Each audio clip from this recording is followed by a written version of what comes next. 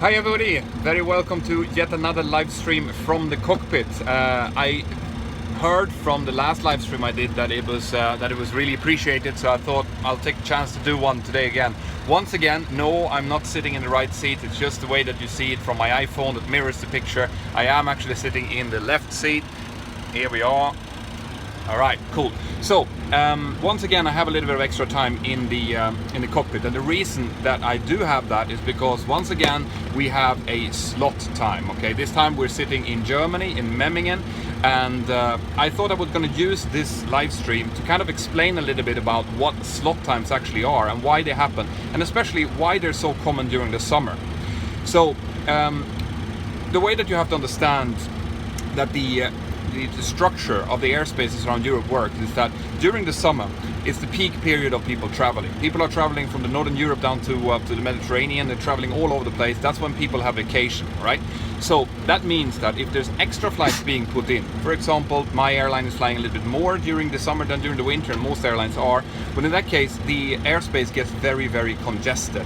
And the way that that is being handled by air traffic control is that they allocate specific time to make sure that there's no kind of queues being folded, to avoid holdings over the major airports like Barcelona, for example. And going into Barcelona, since I'm going to Girona, there might be congestions in there, and there might also be congestions en route because they have to maintain a minimum separation between flights when, you know, at all points. So when an air traffic control restriction is being issued, we get told. So when we ask for our clearance, they tell us that, okay, you have a slot at, for example, 11:25, which was our original time.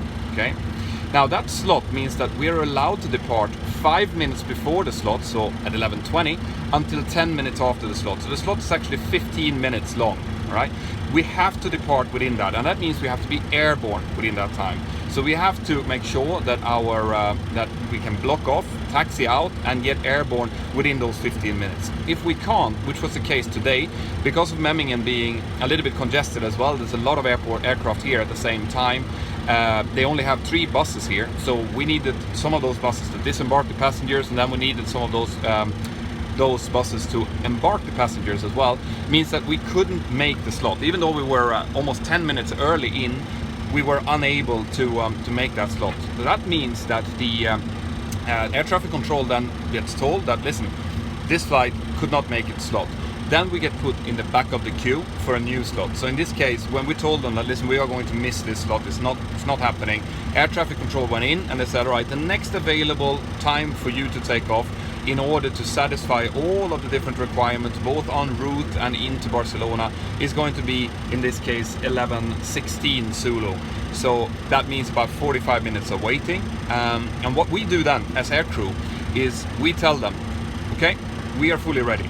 Everyone is boarded, all the fuel is on board, all the bags are on board. So if there's any chance that you can improve this slot, please tell us. That way we put in what's called a ready message. So I think I mentioned that in my previous live stream. Okay. Now that ready message might work or it might not, depending on how many restrictions we're actually subject to. And in our case today, we're actually subject to quite a lot of, I think there's 4 different restrictions. So it's very, very unlikely that we are going to get an improvement on this. The rattling that you can hear, good question. The rattling you can hear is coming from the standby altimeter. So the standby altimeter is an old analog instrument. It's this one here, right? As this is analog, it can get stuck. One of the meters can get stuck, and that way it actually has a little ticker that's sitting, and it's tickering on it to make sure that the actual dial doesn't get stuck. And it actually creates quite a lot of noise, as you can hear. It's more noisy in these older aircraft than in the newer ones, which has the newer screens instead on the standby instruments. Right, by the way guys, I hope you had a chance to check out my Instagram feed. I put an Instagram question up yesterday, so it's mentor_pilot. If you're not subscribing, you should really be subscribing to it.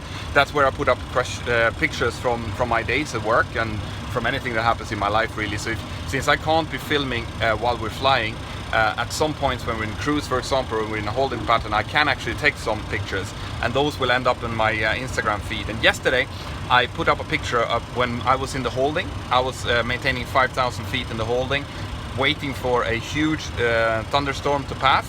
And I asked in the picture if you could see anything wrong with that picture. And I'm going to give you a little hint to check that picture out.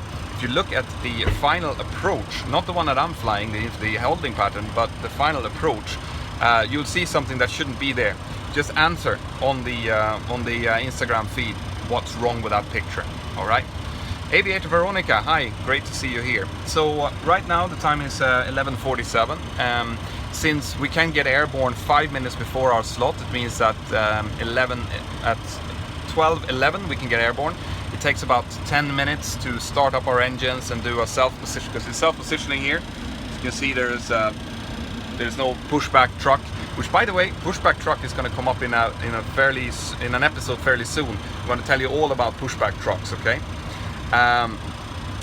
But that means that at about 01, as in about 13 minutes from now, we are going to start our engines and we're going to taxi out, providing we don't get an improvement on this slot, right?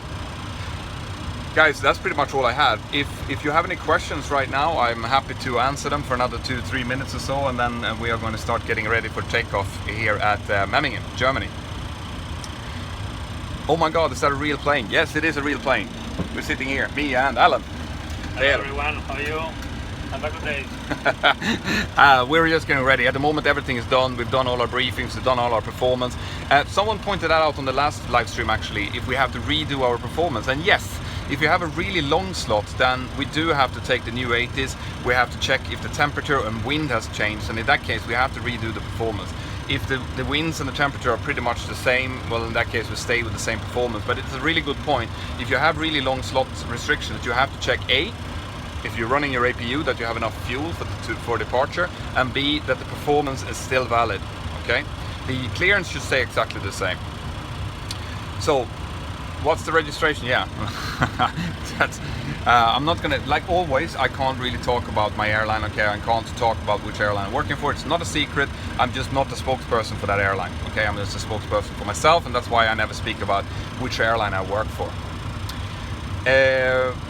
Flight plan stays the same, right? The flight plan is expected to be exactly the same, unless there is a major change at some point, or our flight planning department reroutes us to avoid the slot.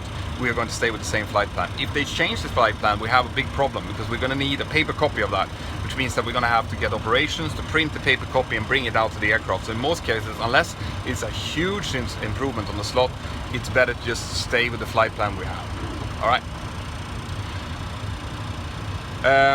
People are talking about strikes. Like I said, I don't speak about terms and conditions in any airline, and I don't talk about my airline in any case. So no, as you can see, I'm not on strike.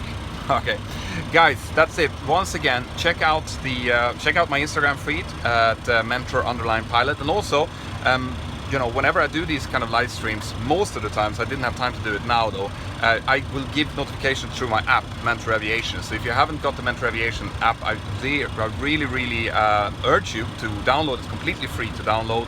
And that's it, guys. Which airport are you in? Yeah, I'm in Memmingen in Germany. It's beautiful weather here. But Memmingen is one of those airports that you have to be really careful with, because it's in Class E airspace. There's quite a lot of VFR traffic around, and it's not controlled in the same way as it would be if we go to Class C airspace, for example. Right, that's it, guys. I have another 10 minutes to go now before we start moving. So have an absolutely fantastic day, and take care. Bye bye.